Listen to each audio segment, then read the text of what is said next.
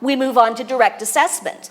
And direct assessment means we actually go in, observe the problem behavior in the context, and collect some data to confirm whether or not our hypotheses are correct, because sometimes they're not entirely correct, and an observation gives us more information than we would have just straight from an interview.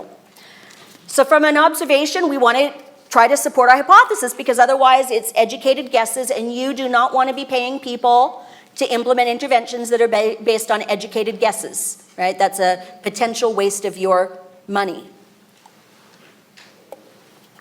Okay? It's a waste of my time as a consultant if I'm trying to implement an intervention that's based on a hypothesis that hasn't been confirmed, but really at the end of the day, it's your time and your money that you should be concerned about. So direct assessment can be done in a few different ways. It could be conducted specifically by a behavior consultant or a behavior analyst, or under the direction of a behavior consultant or a behavior analyst. So the behavior consultant analyst should be the person overseeing direct assessment and collection of direct assessment data. So the behavior consultant might actually come in and observe your child in real time in the actual setting. You go ahead and try to do dinner, and I'm going to stand here and collect some data on that, right? I'm going to watch you. The behavior consultant or analyst might ask you or another member on your team to gather some video observations. So sometimes I go in and try to observe, but because the kid doesn't know me well, I'm novel, the kid behaves perfectly, right? To which then the parent says, well, can we just have a cardboard cutout that will stick in your house and all our problems will be solved, right? No. So I'll get somebody else to videotape, and then I can watch the videotape and gather data from videotape if my presence affects whether or not the child engages in problem behavior. The behavior consultant or analyst might actually ask you, the parent, to track some specific behaviors on a data sheet. Okay, so there are a variety of things, or a combination of things that might be done in terms of gathering some data around problem behavior. Okay? At the end of direct observation, we should have some data that provides us with knowledge about time of day and places where problem behavior occur, those kind of contexts and situations and settings. We should have evidence of here's the antecedent, and it's reliably followed by the problem behavior most of the time. We can see that interaction. And that there are these consequences that seem to be happening in a predictable way that are paying off the problem. Okay? So let me show you. Here's Kieran and his mom, and we're going to look at each of those three routines, and you're going to see what the problem behavior looks like before intervention. So at this point, I said to mom, just ask him to do what you want him to do, and that's it, right? Like, just ask him. Don't pick him up. Don't do anything else. You want to ask him and have him go to the bath. Let's see what happens when you do so. It's time for a bath. Book is finished. Time for a bath.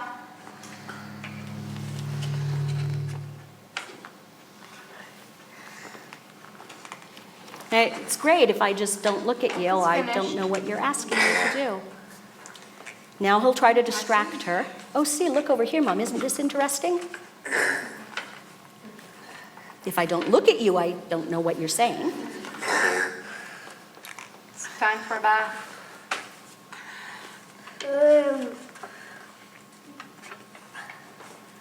I want you to go into the bathroom.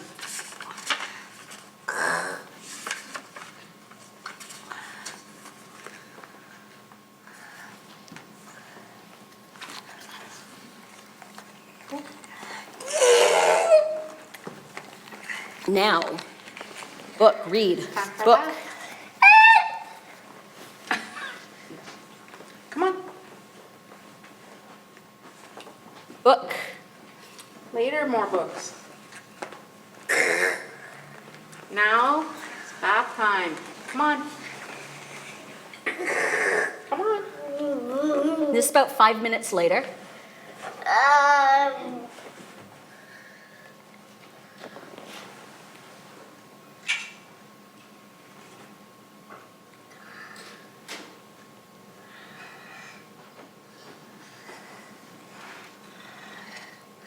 It's bath time. Come on. Oh, look, it's a toy.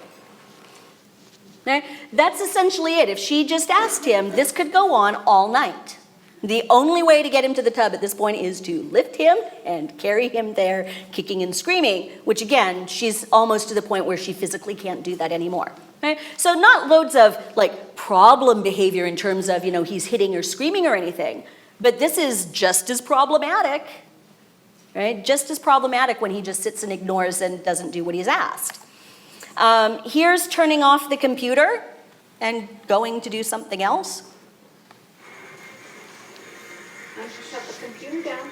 So she says, time to shut it down. See? Look. Look at the clock. It's 8 o'clock. It's 8 o'clock. You need to stop. He's really great at ignoring. He's really good at it.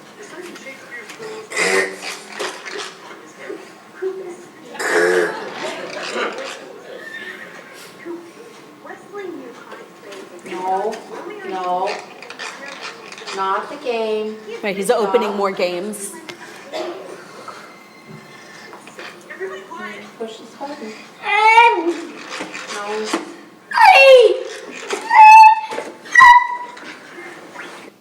Right? And again, this could go on and on. And if she actually took the computer away, and he'd scream for the next hour.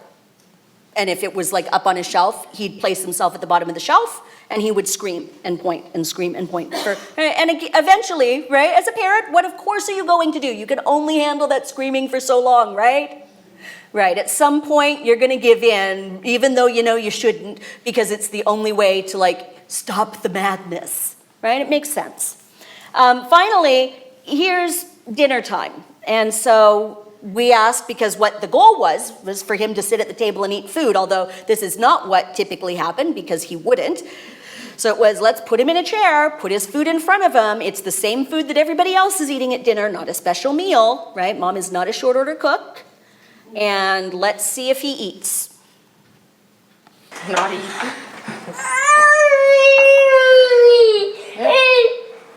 Put the spoon in your hand.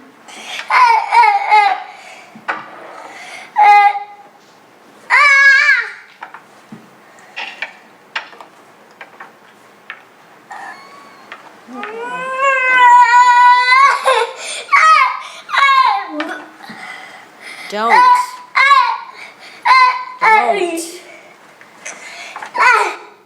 Right? So you can imagine how well that went as she persisted trying to get him to eat. It didn't get any better. Right? He's not having that food, and no, you're not putting that spoon in my hand. I'm having no part of it. So at the end of the day, our observations confirmed the hypotheses that we had about problem behavior. All of his problem behavior in those routines served to escape demands to do the stuff that he was being asked. So at the end of the day, right, if we have our indirect assessment, we have our direct observations, and if they pretty clearly confirm our hypotheses, we will then at that point typically go ahead and design a support plan. Sometimes we'll do an additional assessment, a functional analysis, and that's an experiment where we try a variety of conditions to experimentally determine what the function of particular behavior may be. Okay, this may or may not be necessary, right? So if it's pretty clear that our hypotheses are correct, our observations confirm that, we're pretty good. But sometimes it's not entirely clear. So a functional analysis is an experimental test. One has to have sufficient training and expertise in functional analysis to do this. So this is something that behavior analysts will typically do, right? So a board certified behavior analyst, BCBA, has training typically to do functional analysis. And so that's something that they would come in and do. This is not something that others would typically do, okay? That's all we're gonna talk about in terms of functional analysis. Again, this is a whole day topic in and of itself, okay?